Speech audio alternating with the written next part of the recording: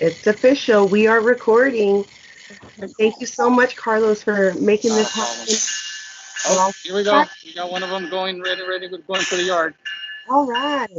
So this one is gonna hook up to the other set that's going backwards because it's gonna hook up to the set that's behind it way over there. And then what it does is this train will pull the other one in so it can go get serviced. So James, just so you know, you're the very first person we've ever done this with. So you're going to be our biggest critic to see if you enjoyed what you saw or not. Regardless, we appreciate you joining us. We really appreciate you being a fan of our train. It's really hard for us not to understand how people don't like trains. We love them. But just so you know, I'm Carlos Perez. Been working on these locomotives almost 20 years. This one right here is probably one of my favorites because that's the one I learned to drive on. So when I learned to operate locomotives, it was on one of these. It was one of these brand new ones. So what I'll do is I'll take you around and we'll look at the entire locomotive so you can see. So this locomotive, our trains can run up to 93 miles an hour in our areas. This one is PTC equipped, as with all of them. PTC is a system that protects the trains from other traffic and other stuff going on the railroad. That is the fuel tank. Just to put it in perspective, your mom and dad's car probably holds anywhere between 15 and 20 gallons of fuel. This one holds 2,500. 2,500 gallons of fuel goes into this thing. It's a diesel locomotive, diesel electric. So what we'll do is, it's connected to a car here because they were moving it around. What I'm gonna do is, I'm gonna climb up the front. If you got any special requests, go ahead and shout them out. Any questions, go ahead and ask them, or you can even type them if it's something we can get back to you with. But for now, I'm gonna pause this video so I can climb inside of the locomotive and give you a view of what it goes. You know what? I think I'm just gonna climb in.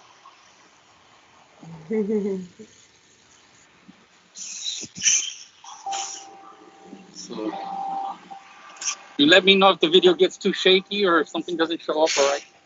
Okay.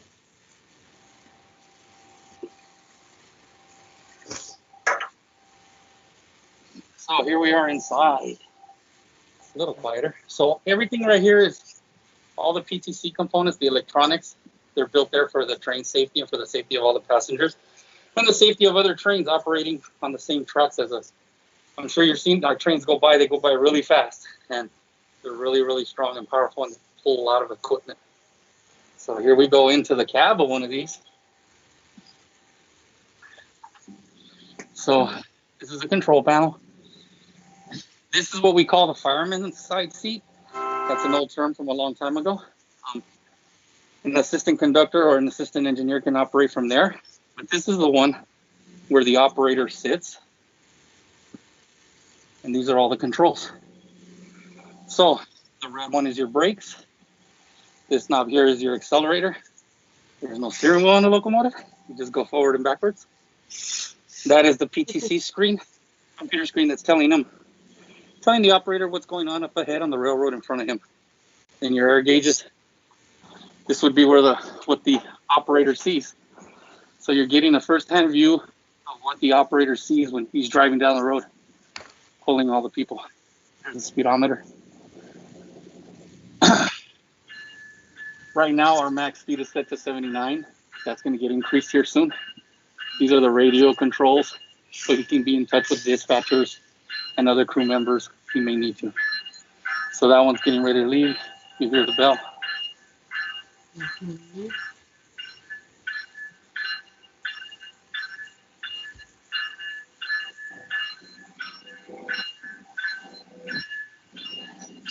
This would be where the paperwork gets done. Every one of these trains has to get specialized testing by qualified people who know how to do the testing of the air brake system. Also, in case the crew or the operator has any notes of any defects or anything going on with the locomotive, he puts them down right here when he's driving down the road. So, you got any questions? You want to go and see the engine? How do railroad professionals feel about the style of a cab for convenient passenger service? So this is one of the favorites. You're not amongst the new ones that love the old style locomotives. The newer ones are a little more modern. The controls are basically the same with the exception of those gauges. This gauge right here is an analog gauge with air, which tells you with needles and stuff. The newer ones, it's a computer screen. The crews really like the new ones, but some of them still like the classics. This is a favorite of a lot of operators.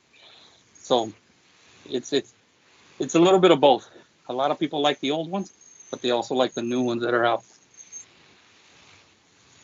Compared to the eco-friendly F125 Spirit and MP36 3C locomotives, how does F59PH compare with respect to acceleration, braking, and fuel efficiency?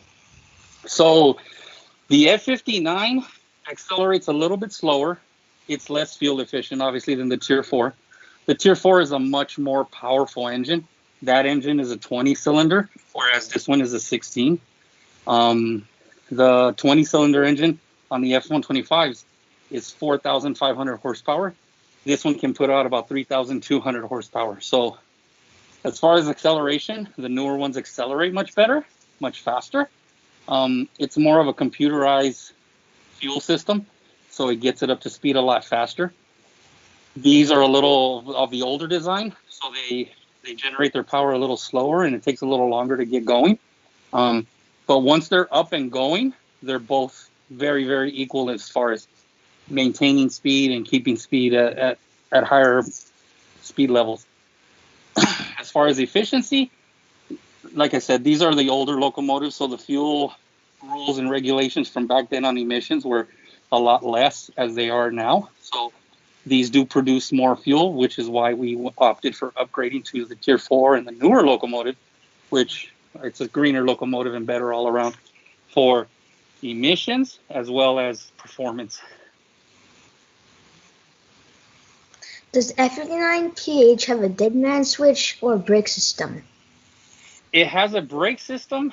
No more deadman switch. The deadman switch we removed years ago. It was a different program, different project. But what these have is, so you have your throttle, you have your brake, you have your bell, you have your horn, you have your radio. So this is one here. So in here, there's a switch.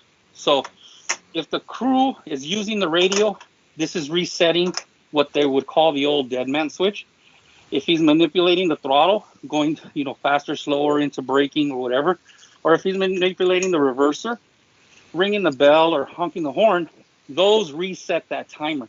If he was to cease and stop and not do none of that, given a few seconds on the road, the train will come to a stop. On top of that, the PTC is also looking out in case there's an obstruction, work going on, a signal, or another train in the vicinity, then that would trigger the train to stop as well. Hey, Rod. How many coaches can the locomotives HEP provide for under typical operating conditions? Can you repeat the first half? How many what? How many coaches can this locomotive's HEP provide for under typical operating conditions? This HEP is rated, the HEP in this unit right here is rated at 580 kilowatts, so it could probably power about a 10 to a 12 car set. We keep our trains at 6 car sets, and that has to do with the length of the train, the place it's going to park, the station designs. They're made for a 6 car set. The HEP power is actually powered for much more than what we use it for. Can you provide us a visual tour of the engine room? Yep, here we go. I'm going to try and go slow so it doesn't get shaky.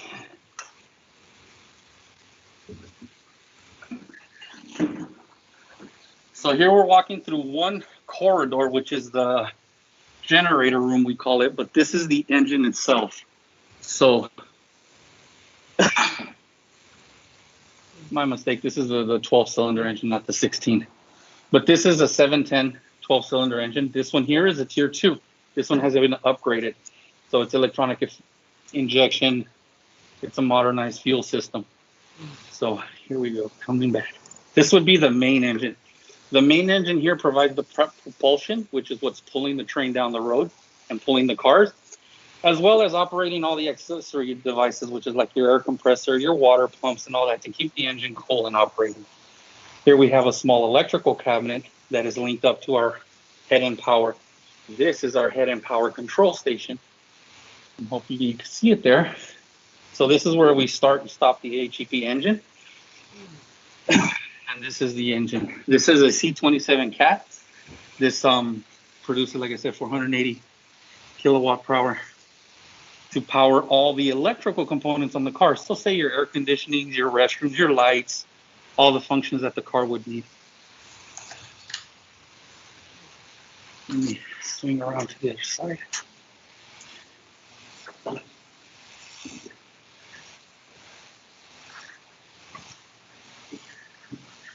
It's a little dark in here. So this is the catwalk where we walk around to do our inspection. So in here, this huge device right here, this is a series of oil filters. So like in your car, you would have one small filter to change the oil.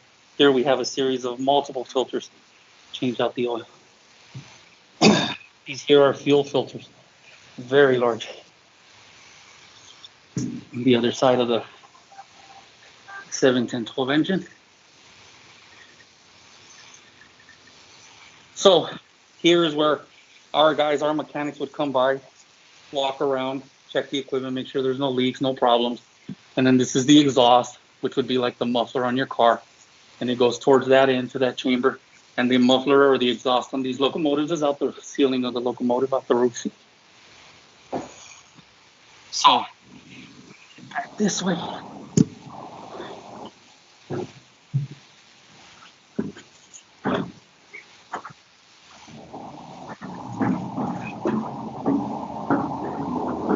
That there's the handbrake to set the locomotive when the locomotive is parked with no air, or with a series of equipment.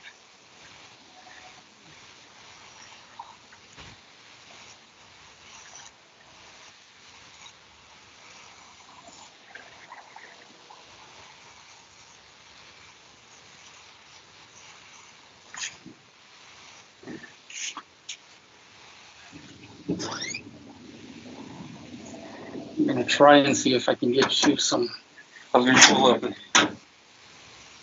electrical cabinet. Oh, it's very, very dark. No light in there. Sorry.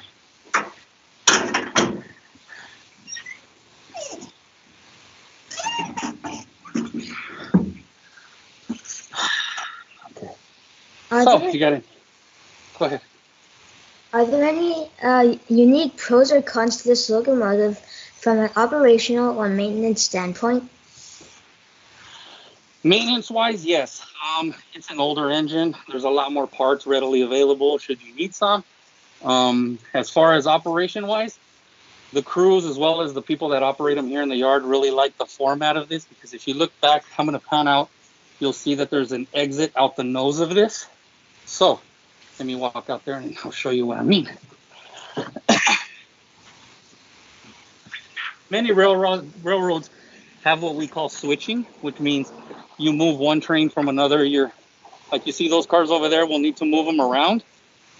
One of the big pros on this locomotive was this platform allows you to stand here while you look down at the coupler. The operator and the groundmen that are moving these trains around can actually watch this as he's coming close to something to couple to it. On top of that, the stairway drops you off right in the front. Now, I'm sure you've seen the other locomotives. We don't have one right here in this area right now, but you have to climb up the side of the locomotive and there's no nose or no way to come out the front of it. So that's one of the pros to these and why these are favorites amongst crews during switching and operating. On top of that, some of them see these as nostalgic and the old style of locomotives, and they're a big fan. Now, the new ones, everything inside of them is very new. They're all computerized, they're all modernized. They're easier to diagnose with computers. They're easier to check for programming issues and stuff like that. So those tell you more information, as well as they have a lot more power because they're newer and much stronger engines. The locomotive is very well maintained. Thank you.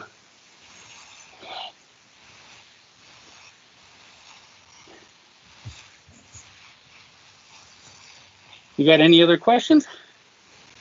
Anybody else have any other questions? Hey, Carlos, did you point out the PTC screen? Yes, I did. This one locomotive is dead right now. I couldn't show them the actual active screen. But you know what? Let me see if I can get it to turn on.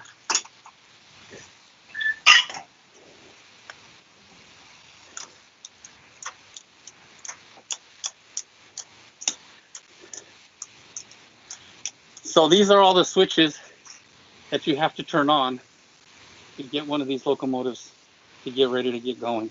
So let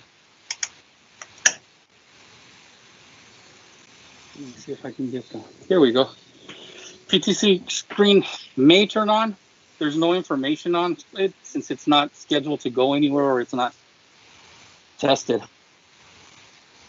But as you can see, this is where I'm sitting at the console. The operator can look out the window. He can see what's coming, where he's headed, as well as the gauges of his air pressure, his speed, and his PTC screen.